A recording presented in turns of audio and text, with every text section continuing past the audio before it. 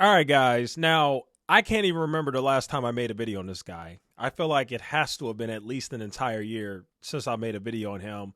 Obviously, we've significantly pivoted the channel. And obviously, we have a completely different audience now, which I am very thankful for that new audience. But I had to make this video because what happened here with this YouTuber, who him and I have a very interesting history. I am directly tied to this story and this update he gave. So I have to make this video because I have to dispel the lies. One thing that this YouTuber is notorious for is grifting, lying, manipulating, spinning things a certain way. And I'm just going to expose the truth here. So here's what happened. 2022, he launches an ETF, okay? For those who don't know, he came on my channel. First, I made a bunch of videos calling him out and basically calling him a grifter and, a fraud and doesn't really know much about finance, blah, blah, blah. That was back in the days where I used to do that, right? He comes on my channel. He talks about the fact that he's launching an ETF, and he tells me the reason why. Fast forward 2 or 3 years later, he has a completely different reason, a straight up lie as to why he's launching his ETF. And now his ETF has failed. He has this video here titled, "Why I'm Closing My ETF, PP, the first YouTuber ETF." Boy, what a shocker. Who could have guessed that the first YouTuber ETF wouldn't do so well and would probably close before 5 years? Boy, who could have guessed that? I did. I said that this was going to fail. It did. I also commented under this video because I'm just a petty guy and I like being petty. I commented and, title of this video is, my ETF failed, why I'm closing it, blah, blah, blah. I commented and said, the plane is next, then house hack, because that's what's going to happen. At some point, he's going to lose the plane.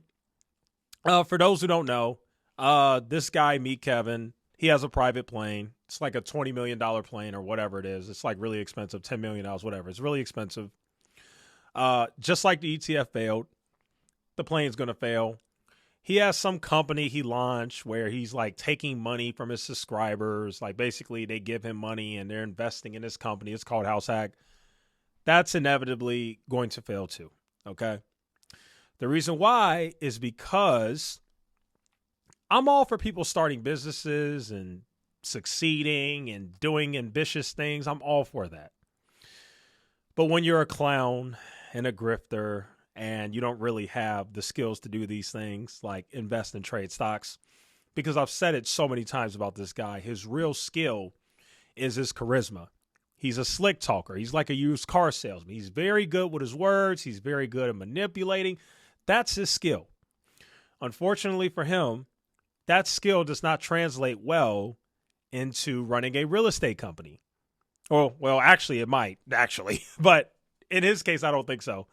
That skill also does not translate into running a ETF. That's why it failed. Let's go ahead and play his reason of why he claims his ETF failed, and then I'll go ahead and give you guys the real reason why his ETF failed from his own mouth. Here we go.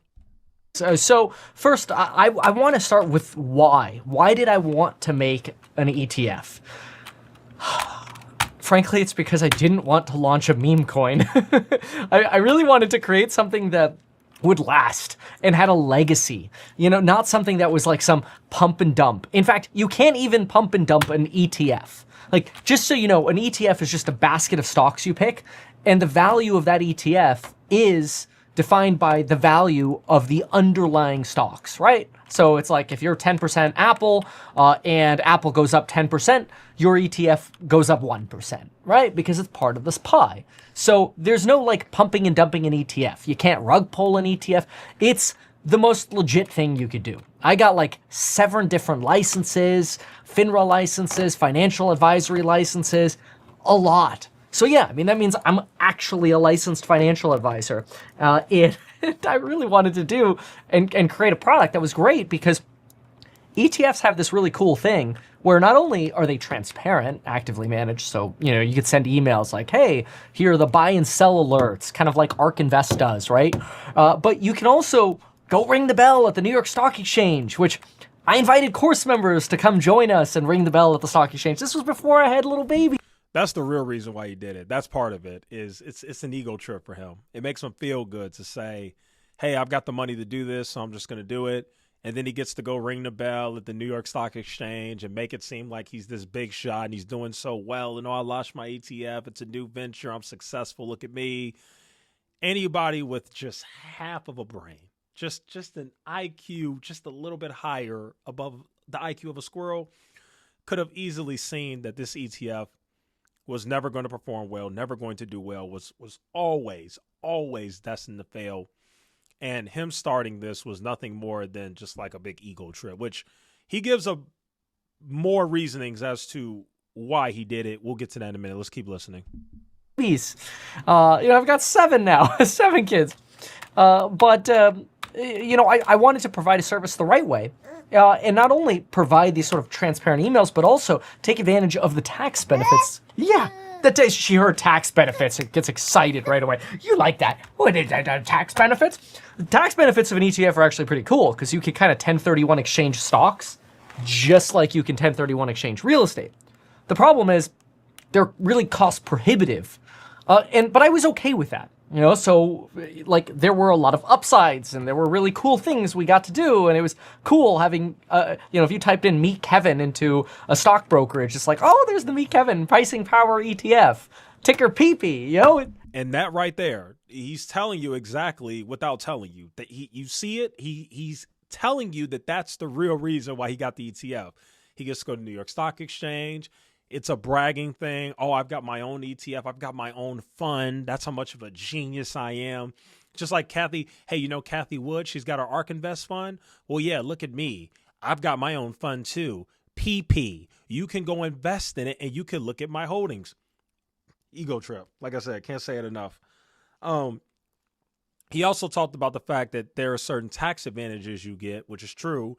And he did say that in my video, at least from what I remember. I haven't watched this video in a long time. It's been like 2 years. But from what I remember, I'm pretty sure he said that. But he's leaving a lot out. Let's go ahead and play that. So back in 2022, I made a YouTube short of it. There's a full interview. I don't even know how to find it at this point. It's been so long ago. But there's a YouTube short that I clipped up where he basically says he didn't care if anybody invested in his ETF. And he basically said the ETF was for him. Let's go ahead and play that video. You know that. I'm sure you at least have an idea. The ETFs aren't even for other people really. The reason I launched them is for me to put my own money into. So when I want to diversify out of Tesla, I can put them in there and defer taxes forever. It's a tax play. I don't really care if anybody invests in them or not. They're for me. So I don't expect it to take a lot of time. Like the only reason it's even being brought up is because people saw some SEC filings. Like I wouldn't even be talking about it otherwise, but whatever. So just to confirm, so you're not launching ETFs for anybody. It doesn't really matter if people invest. I'm launching the ETFs for me. If somebody wants to invest in them, they can. But I'm launching them for me. Like, it's not like I'm doing something here that is supposed to be this other big side hustle. It's like. I don't expect it to take a lot of time at all. Okay, so if you were dumb enough to invest in this guy's ETF, and my video's been up for 2 years, and he literally said it's not for other people, it's for me. It's just so I can, it's just for me to get tax benefits. If you knew that and you still invested in that ETF, you're a moron. You are an idiot. That's just insane. Like. Normally, people who get the ETFs, I mean, don't get me wrong, they all get the tax benefits, but normally a lot of people launch these ETFs, for example, like a Kathy Wood. Their goal is to outperform and do well. That wasn't this guy's goal. And that's the main problem with him that I keep trying to tell people. Everything about him is him. It's me. Honestly, this guy's like a cult leader because, unfortunately, he's always been about himself. He's always been about advancing himself, making more money, doing anything that only benefits him. He's never cared for others. Very, very narcissistic, just like a cult leader. And somehow, some way, just like other cult leaders, we're all just sitting here like, how is this clown able to get these idiots to follow him? It's the same thing with him. He really is like a cult leader. Somehow, his followers can't see that this guy is a complete and utter fraud. Completely. It's so obvious to see from a mile away. But just like a cult leader, his audience can't see it. They think this guy's the Messiah. Just like a cult leader. They think he's the next greatest big thing. They think he's going to take them to the promised land. And it's not going to be until the very end when it finally comes down collapsing. When the plane is gone and the house hack collapses and all this crap.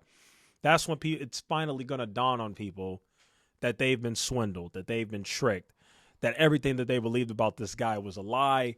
And unfortunately, like most people in a cult, it'll probably take them years to recover from the damage that they incurred by following this false prophet, false idol, whatever you want to call it. And that's just what it is. Obviously, I have nothing to say about his child. He has a very beautiful daughter. But one thing I notice about this guy, too, is he always, whenever it's a negative video, he'll try to lighten up the mood by putting his kids in it. I really don't like that he does that, but that's something that he does because he's like, hey, how are you going to leave negative comments when I'm talking about my kid? And throughout the video, he mostly talks about his kid and has his kid there.